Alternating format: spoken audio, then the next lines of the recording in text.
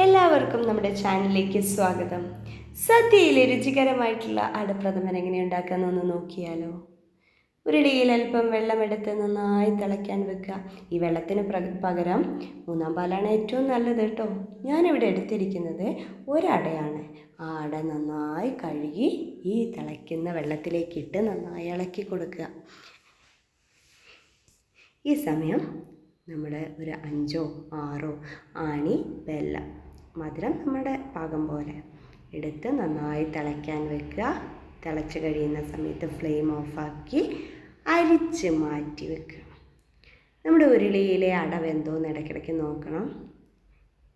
വെന്തതിന് ശേഷം അട നന്നായി വെന്തതിന് ശേഷം നമ്മുടെ ഈ അരിച്ചു മാറ്റി വെച്ചിരിക്കുന്ന ഈ പാനീയമില്ലേ, അത് ഉരുളിയിലേക്ക് ഒഴിച്ച് നന്നായി ഇളക്കി കൊടുക്കുക. മധുരം നമ്മുടെ പാകത്തിന് ആയിരിക്കണം. നമുക്കിഷ്ടമുള്ളതിനനുസരിച്ച് മധുരം കൂട്ടുകയും കുറയ്ക്കുകയും ചെയ്യാം കേട്ടോ. ഈ സമയത്ത് നമ്മൾ തേങ്ങാപ്പാലെടുത്ത് മാറ്റി വെക്കണം. ഇതിനു വേണ്ടി ഞാൻ 1.5 തേങ്ങയാണ് എടുത്തിരിക്കുന്നത്.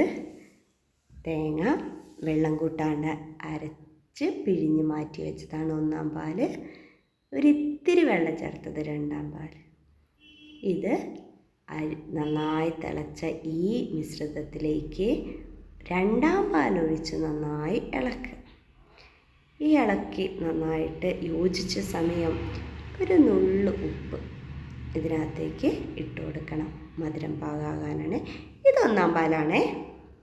ഈ പാകായ ഇതിനകത്തേക്ക് 2ാമത് 1-ാം പാലൊഴിച്ച് ഇളക്കി നന്നായിട്ട് യോജിപ്പിക്കുക.